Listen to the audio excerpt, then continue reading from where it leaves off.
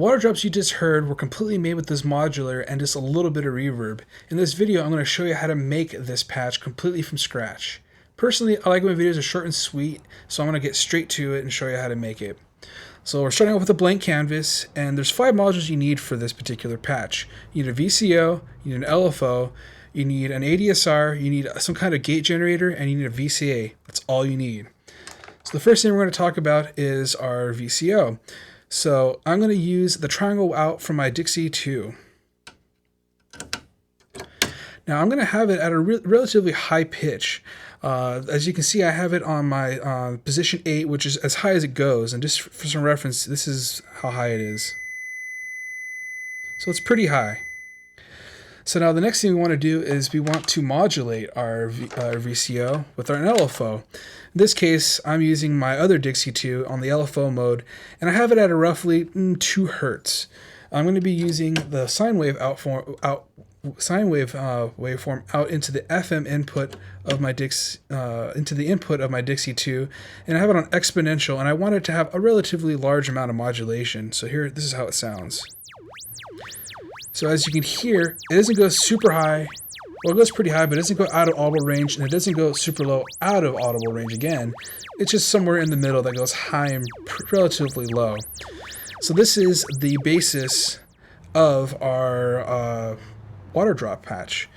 The next thing we need to do is we need to open and close our VCA to get the individual drops of water. So to do that, I'm using my dual ADSR, and I have it on the fastest possible rate. So you need whatever ADSR you need to have it on the fastest possible setting that you can get, because you need a really quick transient to kind of get that click at the beginning of the water drop.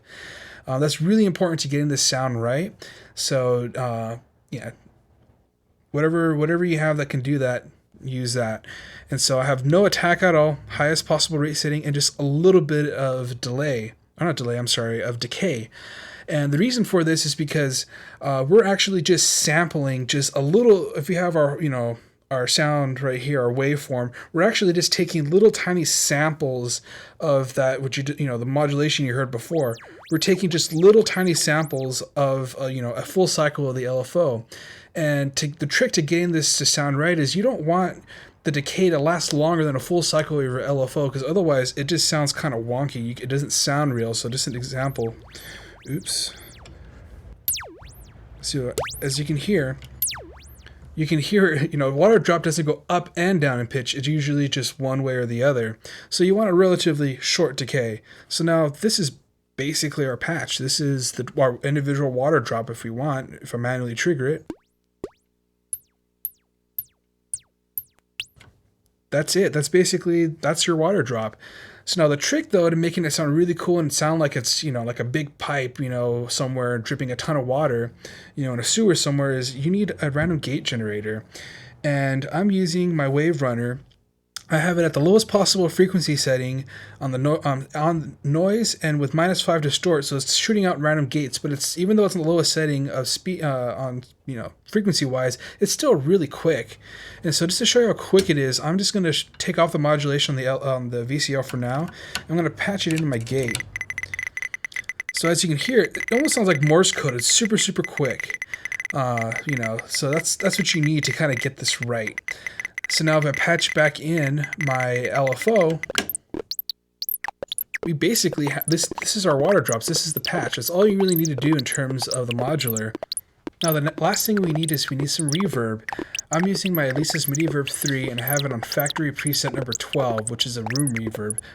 But any reverb should do fine. So I'm going to go ahead and add it in now.